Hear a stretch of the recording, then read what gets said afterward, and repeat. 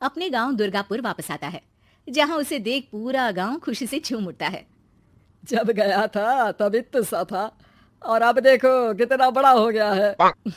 हाँ सरपंच जी, जब मैं गया था तब आप भी बहुत जवान थे और अब देखो कितने बूढ़े हो गए हैं आप। चलो चलो बढ़िया है, बच्चा घर वापस आ गया। इसी खुशी में आज रात पार्टी होगी। क्या बात है, गांव में भी पार्टियां होने लगी। वैसे अगर पार्टी की बात है तो आज क्यों सीधा होली पार्टी करते हैं। होली पार्टी की बात सुन चहल पहल में अचानक सन्नाटा छा जाता है, जिसे देख मनोज को कुछ अजीब लगता है, लेकिन तभी सरपंच बात पलट देता है। अब बहुत देर हो गई, चलो सब अपने घर चलो, पार्टी के बारे में कल सोचेंगे।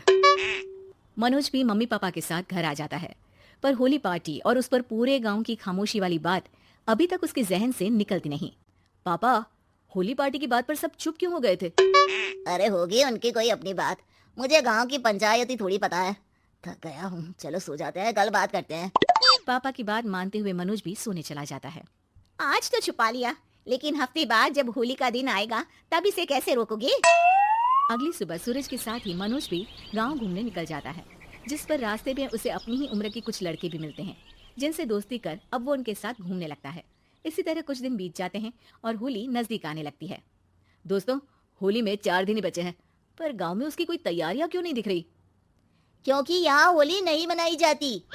अरे पर ऐसा क्यों? वो राजा भूषण। अरे तुम 4 दिन के लिए आए हो, क्या इतना सोच रहे हो? चलो कुछ खाने चलते हैं। इसी के साथ एक बार फिर होली की बात को टलते हुए देख मनोज को शक होने लगता है। वो घर पहुंचते ही इंटरनेट पर अपने गांव और राजा भूषण के बारे में जानकारी निकालने लगता है। क्या? मुझे आज तक ये नहीं पता था। ऐसा कैसे? किसी ने मुझे कुछ बताया क्यों नहीं? सारी जानकारी लेने के बाद मनोज गांव वालों या अपने मम्मी पापा से कुछ पूछे बिना खुद ही उसकी सच्चाई के बारे में छानबीन करने लगता है, जिसके चलते वो राजा भूषण की हवेली में पहुंचता है। वाह, क्या हवेली है यार। पर क्या यहाँ सच में कोई भूत है? हेलो भूत जी, कोई है क्या? हम इस साल गांव में होली सेलिब्रेट कर रहे हैं, क्या आप उस पर थोड़ा इंटरव्यू देंगे? मनोज के ऐसा बोलते ही गांव में तूफान उठ जाता है और हवेली में रखी सारी चीजें हिलने लगती है। एक अदृश्य शक्ति मनोज को धक्का देकर हवेली से बाहर निकाल दरवाजा बंद कर लेती है। ये सब देख मनोज हैरान रह जाता है। क्या अभी मुझे हवा ने धक्का देकर बाहर निकाल दिया?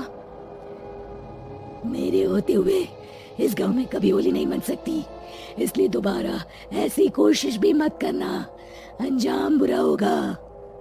आवाज सुन मनोज हैरानी से इधर उधर देखने लगता है, पर उसे कोई दिखाई नहीं देता। वो गांव वापस आ जाता है, जहां तूफान की वजह से सब कुछ तहस महस हो चुका होता है। आखिर ये तूफान आया कैसे? ना ऐसा कोई मौसम था और ना ही हमने होली का त्योहार मनाने की बात की थी। सरपंच की बात पर कोई रिएक्शन दिए बिना मनोज चुपचाप अपने घर चला जाता है। इस तरह देखते ही देखते होली का दिन भी आ जाता है और मनोज रंग लेकर गांव में निकल जाता है, लेकिन गांव पूरी तरह खाली होता है। अरे त्योहार का दिन है, धूमधाम की जगह मातम क्यों मनाया हुआ है? मनोज की आवाज सुन सब अपने घर की खिड़कियां खोल के घर के अंदर से ही उसे वापस जाने के लिए कहने लगते हैं, पर वो किसी की नहीं सुनता। तुझे पहले भी समझाया था, अगर होली खेलने की कोशिश भी की तो अच्छा नहीं होगा। अरे बात मान लो बेटा, तुम्हें सच नहीं पता। मुझे सब पता है।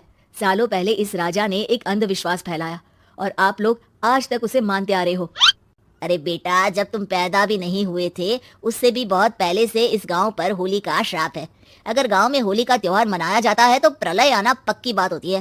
राजा भूषण इस सब में नहीं मानते थे और त्योहार मनाने लगे, जिसके चलते होली वाले ही दिन पहले उनके बेटे की और फिर उनकी मृत्यु हो गई। तभी से गांव की रक्षा के लिए उनकी आत्मा उस हवेली में रह रही है। सबकी बातें सुन मनोज उलझन में पड़ जाता है।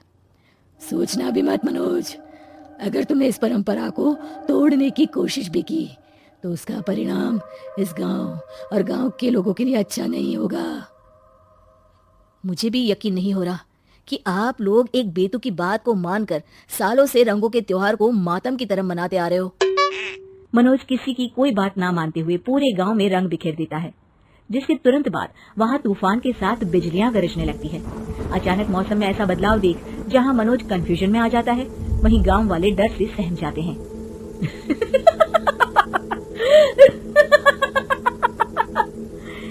इस लड़के ने हमारे जैसे सिर्फ अपने स्वार्थ के लिए नहीं बल्कि पूरे गांव की खुशियों के लिए यहाँ होली मनाई है, जिस वजह से अब इस गांव पर होली का श्राप टूटता है। ऐसा बोलकर राजा का भूत वहां से गायब हो जाता है, जिसके बाद गांव के लोग धूमधाम से होली मनाते हैं। खुशियों के रंग गांव में बिखरे ही होते हैं कि अगली सुबह अचानक मनोज कहीं गायब हो जाता है और एक बार फिर गांव में होली का नया राज शुरू हो जाता है।